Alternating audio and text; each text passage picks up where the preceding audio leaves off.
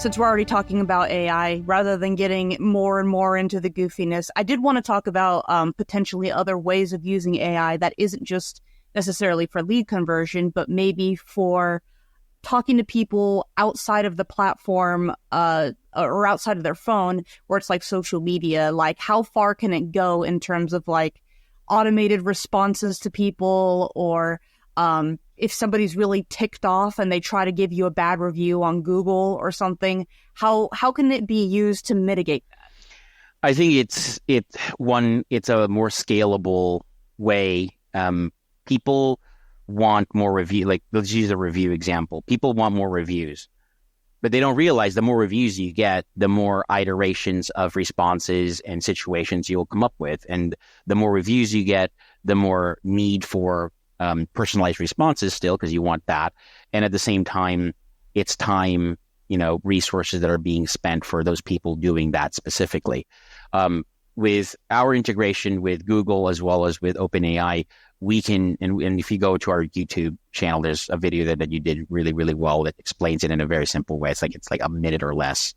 And essentially, it will respond the way that you would respond. So your production manager, installation manager, could train it so that it would respond the way that you would. And to be honest with you, it's a challenge for most people to even figure out whether or not this was created by ChatGPT or OpenAI's, because most people, unless you tell them, won't know the difference, because the semantics and everything else is really as close to what a person would be saying, if not even better, right? I think sometimes it's so good that that's where okay, that's AI.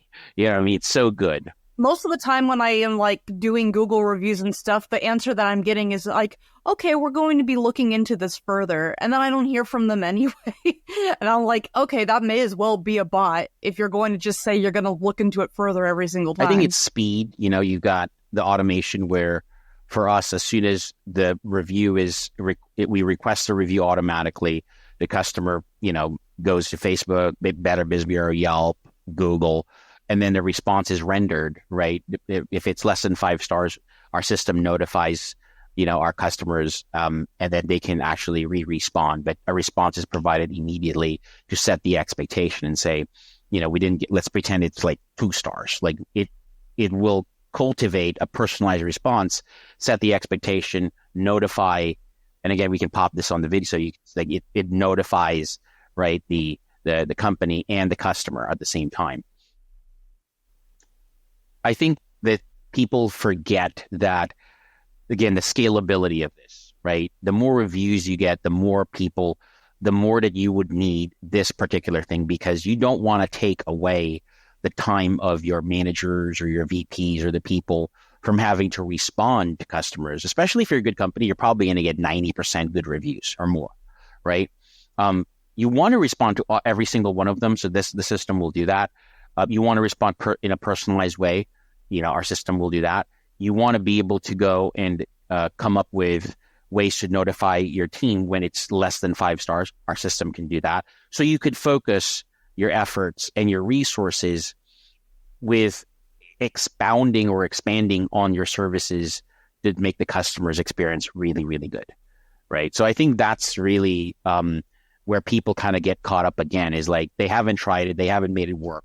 So they think, oh, I've had these conversations with people who said, no, it's just never going to respond the way that I do. Yeah, you're right about that. It's going to respond better than you, faster than you. Did you give it a shot of actually training it so it will be better than you? Okay. Because that's a very selfish way, I think, and I'll call out managers that way. And because it's the truth, right? It's how selfish can you be when you know that there's something better that can provide a much faster, much more personalized service than you can? Because you can't respond to that as fast as the machine, right? Or AI. Like, you might be in a meeting. I had this conversation, and this person said, well, no one will respond the way. I get it. I absolutely agree with that. What if you're in a meeting because this person was a higher level manager?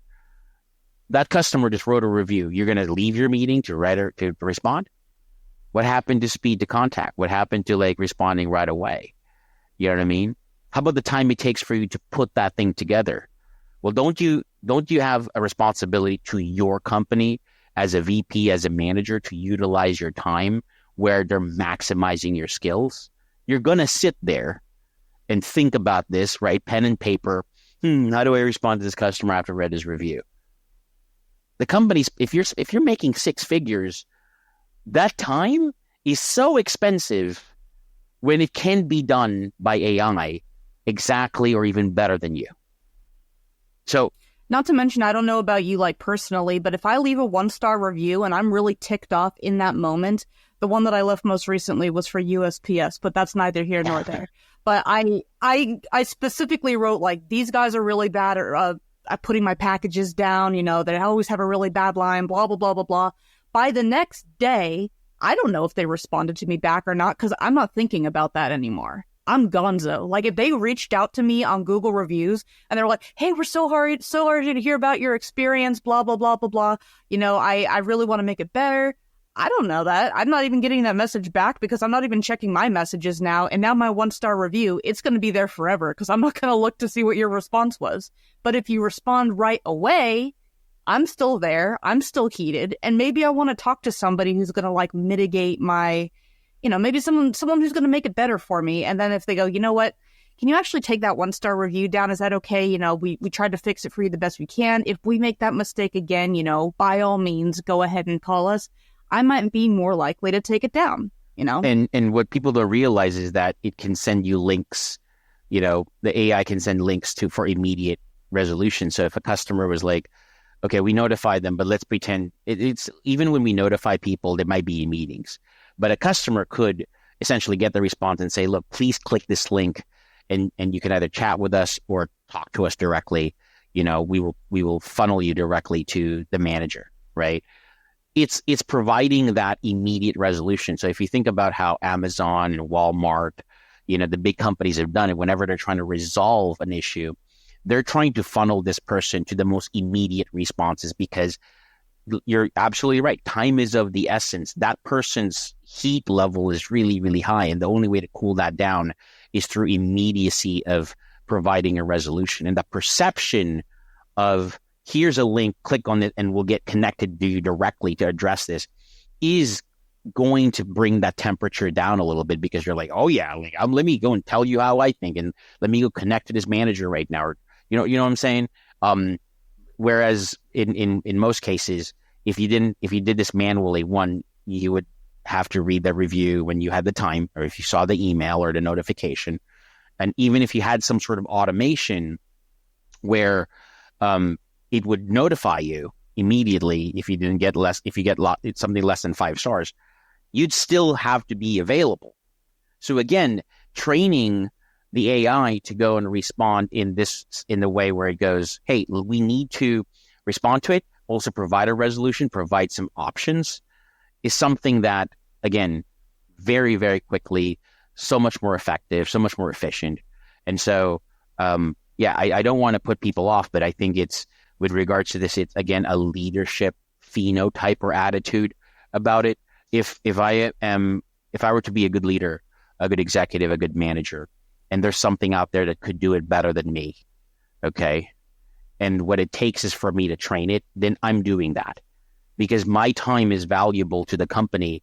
And yes, responding to a review is important, but as your salary goes higher, it's ridiculous to think that a 6-figure person's time is going to be spent thinking about just writing, back to a customer, right? Because let's face it, yes, that sounds nice, but is that really the best use of your time, especially when you've got technology that can actually go up and above and beyond what you could do in a much faster way, in a much more contextually evidenced way that you can scale as you grow the business. And so that, I think, is a challenge that, the gauntlet that I put down for people and say, you either embrace this because you're all about what you say, which is I want to grow the company, I want to do well, or prove to me that it's a really very empirically evidenced thing that you're not doing this because you've already set it up before. You've done everything you can to make it work, and it's just not up to par.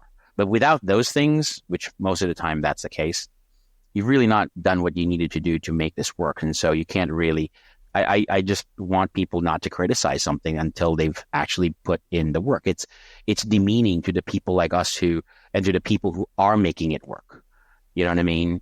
And so it's like, it's like that person who goes like, oh yeah, I heard that restaurant sucks. You've never eaten there. You've probably read some reviews. So you're like kind of just, you're just jiving on something that's not even your own experience, and it doesn't really help you. False news. Huh? What? False news. Fake news. There you go. Fake news. There you go. Fake news. That's the one. Yeah. Also, if you are the kind of person where you're like, every 1-star, 2-star review, I want to be there because I don't think that an AI can do it. And you're just trying to look for, you're open to it, but you're like, I still kind of want to hold on to that torch before I pass it over. Let our AI only respond to your 5-star reviews and get you testimonials. Right? I mean, that's not going to hurt anybody. Every time you get a 5-star review, our AI says, hey, I'm so glad that you loved our service, Sarah. If you have any time, I'd really, really like to talk to you and your family about how great your new bathtub is. Is it okay if we schedule an appointment? We come out and grab a testimonial for you real quick. If you are not confident that our AI, after doing that, is able to handle our 1 or 2-star reviews, then you're in denial, my friend. I think it's, it's funny you mentioned this because I think it's calling people, I mean, even our tagline is turn curious to serious, right? Curious people or leaders or managers, they have this thing where, okay, I'll try it, but trying it means I'm going to pay for it and I expect it to work. Okay. Whereas, and you'll see that this stance is very common with certain types of managers where they'll try a lead source for a month. And if it doesn't work out and doesn't give them the return of investment, they shut it off, which is very short-sighted, right? Because there are many lead sources out there that you have to extend your in context. If it's this amount a month and you bought leads that were not ready for a month, they're ready in 3 months, you just screwed yourself basically, right? And you just wasted everybody's time. I think that's something that I think people should consider when looking at this. It's, if you've had this issue for 5 years, a year, and you're thinking, well, I'm going to solve this in 3 months, in 6 months, that I've been having this issue for 5 years, and you're thinking, this should be a system where I can use it for the next 5 years, and your level of investment is 1 to 3 months, you're not serious about anything, right? You're not serious about jack, right? Like, that's not, like, this is not a way of a serious person. You've got to look at it from not as a goal, but as part of progress, right? Can I get better at this 1% at a time, as opposed to, if I don't meet this goal, then I know it's failed. And I think that is a thing that scares a lot of managers out there. And you just be honest with yourself, and be honest with us, or be honest with your vendors or your partners or your board or your CEO. You don't have the bandwidth, you don't have the know-how. Just say it, and just go and say, I don't know where to start. I don't have, and then you'll find that's the first step in the healing process, right? In you improving, you will find people now who will help you, like us, will go, I know you don't know. So let's set the expectations. Can we improve in 1% at a time? We know you're going to fail because you've never done this before, right? And we don't know your business as well as you do. So there's going to be that learning curve. But I think that's the part right there that companies, will have to contend with, right? And if you have leadership in there that is really just very knee-jerk reaction, they kind of like poo-pooing everything, and like if it doesn't work in 1 or 2 months, it doesn't mean it's working.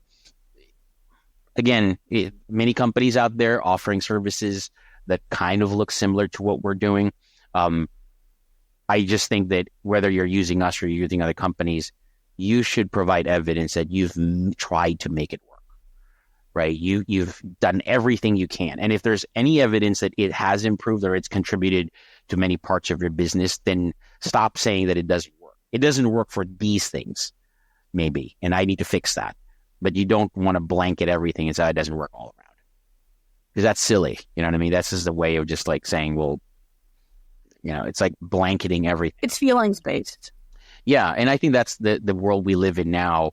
And in industries like these, people are going to find that out very quickly, because they'll move on to platform after platform, ideas after ideas, lead sources after lead sources, and then it just dawns on them, man, I'm still having the same problem. It's really that level now where if I'm a CEO and my marketing manager, my contact center managers experiencing the same problem over and over again, year in, year out, and it's just coming across as, oh yeah, it's different, and they're not able to solve for these things long term, it's because they're not the people who are thinking about solving those, right? They're looking at that and they're saying, how can I blame something? Because most of the things in the world can be solved logically. Let's just face it. We can do that given the time and the resources that you spend. But if you're coming across the same problem over and over again, that's not a logical problem. That's an emotional one, or that's something that's illogical. You know what I mean? That's a you issue. Every single wife that I had, for like my last 5 wives, they've all had like this same thing where they keep telling me that they don't like the way that I act with this thing. And so it's like, I need to find somebody that is okay with me acting this way. That's the problem. Yeah. I know we work with both lead sellers and lead buyers now. Something that's evolved from within, the same lead sellers who sell leads to our customers who are lead buyers are the same people using our system. And the one thing that I've started to really see is both sides of the spectrum, where it's an ebb and flow. Obviously, there are bad leads, there are good players and bad players. But it's also, I think it's this vicious cycle that people like. This is why I still have a positive spin on AI or machine learning, because it learns. That's in the word, machine learning.